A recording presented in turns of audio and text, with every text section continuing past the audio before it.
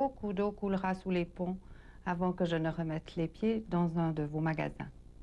Cette image montre le bébé sanguinolent, le cordon ombilical, si je me souviens bien, la main gantée du praticien.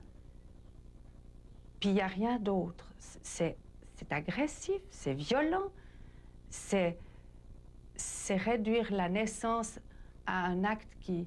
Enfin, pas un acte, à une image.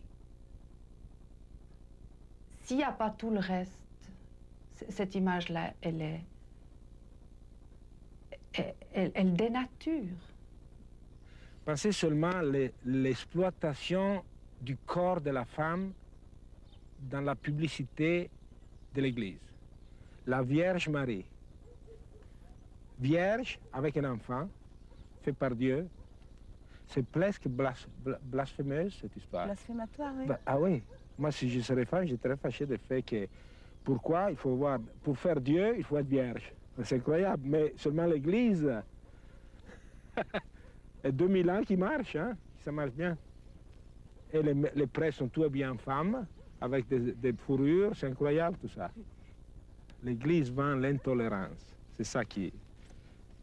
intolérance Église, c'est comme dire l'eau est mouillée, même chose. Regardez les peintres, les artistes qui ont travaillé pour... c'est fantastique. Et peut-être ils ne croyaient même pas.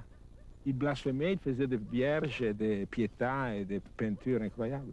Les gens rentraient à l'église, ils voyaient cette fresque, cette peinture, faite par les meilleurs artistes du moment. Et là, ils regardaient comment c'était fait les dieux, la Vierge, les saints, Jésus-Christ. Et c'était la télévision du temps. C'était les moyens de communication du temps. Les images, ça sert à croire. Les images, d'ailleurs, nous, je crois que 90% de ce qu'on connaît, on connaît à travers des images. Tout le monde. Moi, j'ai toujours pensé que c'était Jésus-Christ qui avait inventé la publicité. Il a tout inventé de notre métier. D'abord, le slogan, « Aimons-nous les uns les autres », on n'en a jamais créé de plus beau. Et puis le logo, la croix. 2000 ans après, ça marche encore. Ça veut dire partout, dans le monde entier, chrétien. Et puis, le lieu de vente, les cathédrales. C'est quand même autre chose que les hypermarchés d'aujourd'hui. Et puis Jésus-Christ est allé au bout du système. Il a même inventé la promotion. Quand les ventes chutaient, il faisait un miracle et ça repartait. C'est pas formidable? Vous faites le même métier. Je fais le même métier. Mais moi, je suis Jésus-Christ superstar. Vous savez, ce qu'il y a de formidable dans la publicité, et c'est pour ça que je me bats contre la manipulation, c'est que elle a créé ce que l'homme n'a jamais réussi à faire, l'immortalité. Coca-Cola a 105 ans aujourd'hui. Et pourtant, Coca-Cola a toujours 20 ans. Parce que sa publicité a 20 ans. Et parce que depuis 100 ans, Coca-Cola défend la jeunesse du monde. Mais la belle jeunesse du monde. Pas la jeunesse sidaïque, pas les petits bébés malsains quand ils sortent tout sanguinolents du ventre de leur mère, pas les curés qui en passent les bonnes sœurs. La jeunesse saine du monde. Et c'est pour ça que Coca-Cola est devenue la première boisson du monde et qu'elle aura encore, dans 100 ans, 20 ans. Tout est faux dans la publicité. C'est l'hypocrisie totale. Et j'ai compris qu'il ne faut plus faire ça, mais j'ai compris qu'il faut montrer des choses qui nous concernent vraiment, au moins qui me concernent vraiment. Des problèmes que je n'ai pas vraiment, moi aussi, mais à la fin, même pas résolus. Si Luciano Benetton ne change pas de campagne l'année prochaine, il devra changer de métier. Il n'aura plus de marque. Et déjà, ça se dit dans tous les milieux de la mode dans le monde. C'est une campagne qui a des réactions et des répercussions terribles pour la marque. Alors on parle de M. Toscani, mais M. Benetton est un grand mécène que d'immoler sa marque pour le plaisir d'un photographe qui a envie qu'on parle de lui. J'étais avec Luciano Benetton et en face à nous, il y avait un monsieur qui s'appelle Danieli, je crois, qui est le propriétaire d'une maison en Italie qui fait Diadora, fait chaussures de sport. Et il commence à parler, il dit, moi, je ne comprends pas.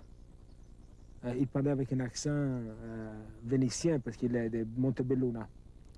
Je ne comprends pas. Moi, je vais à la Young Arabican et le directeur artistique, il me fait dépenser des milliards pour faire les contrats avec Becker, 1,5 milliard pour faire $1,5 million pour faire les contrats avec Baggio, et la Sabatine, un autre $1 million. À la fin, je dépense $10 millions pour faire une campagne témoignage avec des grands stars du sport.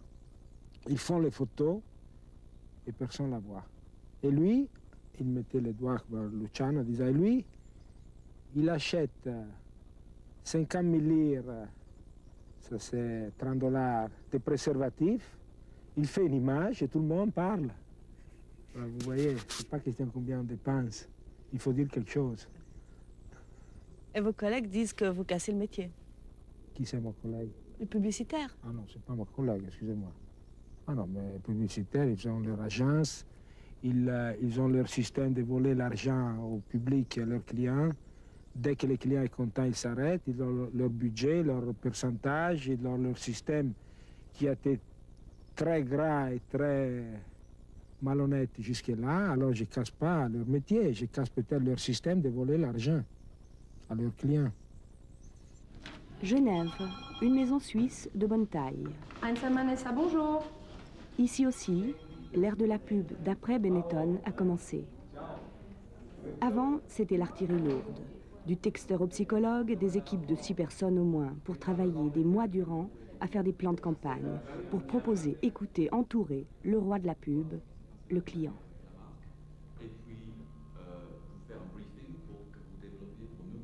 Avant, il fallait être nombreux, être grand pour lui plaire. C'est fini.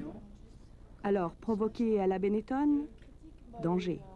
Le risque est de ne provoquer après tout qu'une avalanche de nouvelles normes, restrictions et règlements, comme c'est déjà le cas pour l'alcool. Ça va les enfants? Ouais. On est où maintenant avec la création? Ça roule, regarde. Donc, le timing est quoi? On présente quand? Dans 3 jours. Dans les milieux classiques de la pub, on revoit déjà les tactiques. Présenter de cette manière. Alors, 2 campagnes parallèles. Voilà, parallèle. La crise aidant, le client est devenu moins débonnaire. L'ultra léger poursuit ses raids. Le guerriero Toscani a ouvert une sérieuse brèche qui fascine le client, toujours lui, sans parler des professionnels. Benetton fait actuellement, enfin Toscani pour Benetton, est une publicité image. C'est une publicité image tellement simpliciste quand on voit le démarrage de cette campagne. À l'époque, une seule image, merveilleuse. Je fais allusion aux religieux, je fais allusion aux enfants, le noir, le blanc, tout mélangé, et chaque fois signé United Colors of Benetton. C'est simple, c'est créatif, mais c'est certainement efficace. C'est super, c'est sublime. C'est la recherche des images que tous, nous, publicitaires, on rêve, mais ça dépend du produit, n'est-ce pas? On ne peut pas appliquer ça à n'importe quel produit. Alors à ce niveau-là, Benetton a fait une percée extraordinaire. Moi, je crois que la publicité Benetton est un grand exemple aujourd'hui dans la communication, qu'on peut arriver avec des moyens imaginatifs et créatifs, simples encore, pour vaincre et pour arriver dans le marché. Monsieur Benetton ne me demande pas de vendre des pullovers. Je ne sais même pas comment on vend des pullovers. Je ne suis pas un marketing man. Le problème des publicitaires, c'est que les créatifs des agences de publicité, ils sont très concernés à vendre, mais un créatif doit être concerné à communiquer. À Ponzano, province de Venise, on communique, on produit et on vend. Affiche de la dernière campagne printemps-été au siège de la Benetton.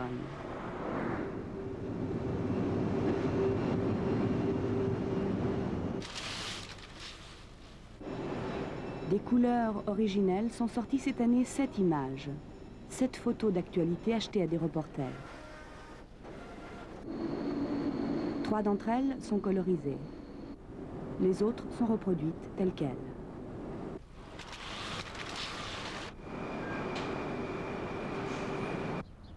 À Ponzano, l'image est belle. 600 personnes travaillent ici et pas une voiture en vue. Elles sont rangées sous le jardin. Le sous-sol cache d'autres surprises. Au bas de ce petit escalier, une rue.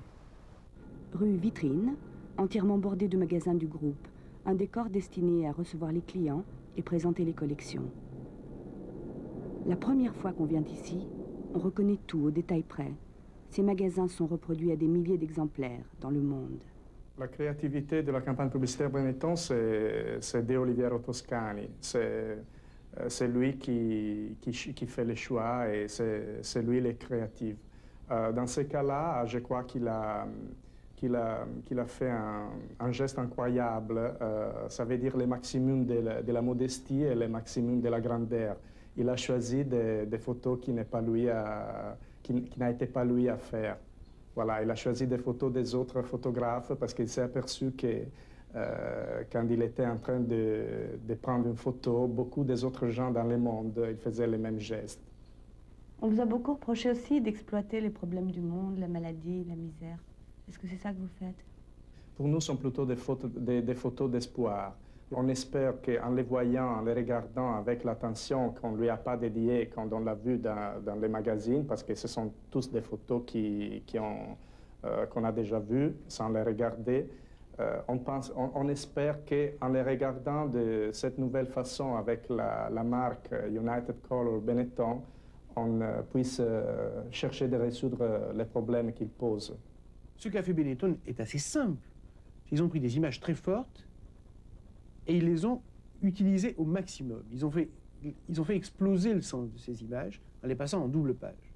Quand elles sont visuellement fortes, on les remarque immédiatement.